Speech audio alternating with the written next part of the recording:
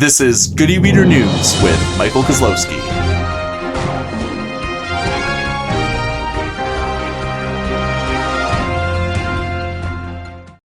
Welcome to the top news stories of the week.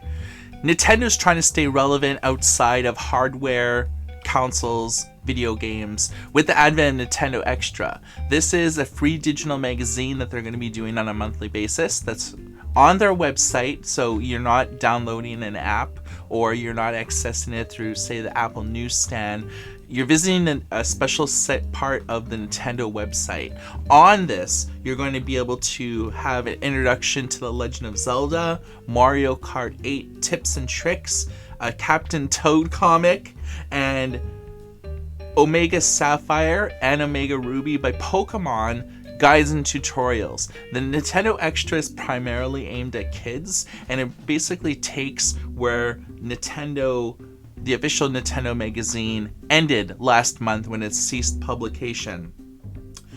Barnes & Noble is getting into the audiobook game with the advent of Nook audiobooks. They're launching with 50,000 titles, and they're giving you a few free audiobooks completely for free. There's no sign-ups, no registration needed. They're launching with 5, and you can pick 2 to listen to. If none of those 5 are compelling, Barnes & Noble is switching the 5 audiobooks out on a weekly basis for the next month or so. So it's a great introduction to the audiobook system. Barnes & Noble has told me exclusively that company-wide they're putting a tremendous focus on audiobooks. They're going to be putting displays in over 650 bookstores to make customers aware of it, and they have an Android app out right now. In spring 2015 they're going to be releasing an iOS app, and then sometime after that a Windows 8 app. So they're really focusing on this.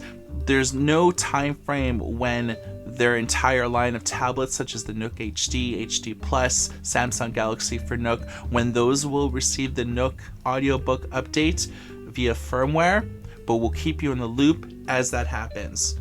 Amazon is getting geared up for a holiday season, and they're actually giving customers the opportunity to be able to get a Kindle e-reader or tablet for free. They have a new 1-month trial program where you can get a Paperwhite 2 or a few of their last generation tablets.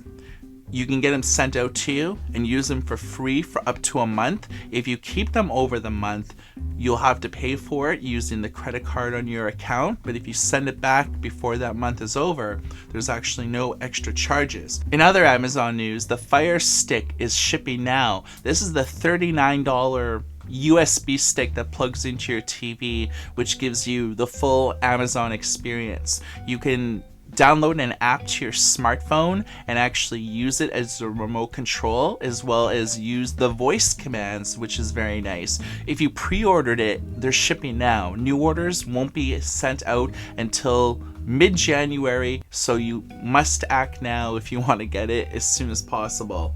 If you have an Amazon tablet, you may be familiar with the Silk browser. This has been something that Amazon first ushered out in its first generation line of tablets, and they've maintained all the way to the latest generation. Silk basically buffers in advance the most popular visited websites that you go to on a daily basis. Have your favorite RSS feeds or news websites. Amazon will actually preload them in advance, so you won't have to wait for them to actually fully get the full resolution. Amazon has added an in-private function now. This is something that's been sorely lacking. You can initiate private web browsing and it will not leave any traces. So you could shop for a surprise vacation for your loved one, or get maybe Christmas gifts, shop like that. And then this way, if you're shopping on, say, Amazon, you won't leave any trails, so when the browser closes, there'll be no browser history regarding that. So it's a kind of a cool innovation that's only on the Amazon tablets. The Sony Digital Paper is my favorite reader of the year. It's 13.3 inches and it's primarily aimed at professionals and businesses. a stark departure from Sony's old consumer e-reader division. Now on this device, it's primarily used for reading and editing PDF files and comes with an accompanied stylus. Up until this point, if you wanted to find out how this actually worked and if it was right for you, you had to watch one of our videos, because we're the only online publication that actually had this in our hands and was able to pump out about 10 odd videos or so on reviews, comparisons, and answering questions that people emailed us about, and film videos to answer those questions for you. Now Sony is actually taking advantage of their Sony stores to be able to have customers give it a test drive to see how this actually would make sense to them to buy it on a business level. Now it's only at 2 locations, 550 Madison Avenue in New York, and it's Stanford University in California. You'll be able to actually buy them at these locations as well. Sony has confirmed to us exclusively that they are sitting on an inventory at these stores, so if you actually like it, you can buy it, and if you're a business, you can buy multiple units and get a bit of a discount. So this is Sony's new strategy with the digital paper, which I firmly endorse.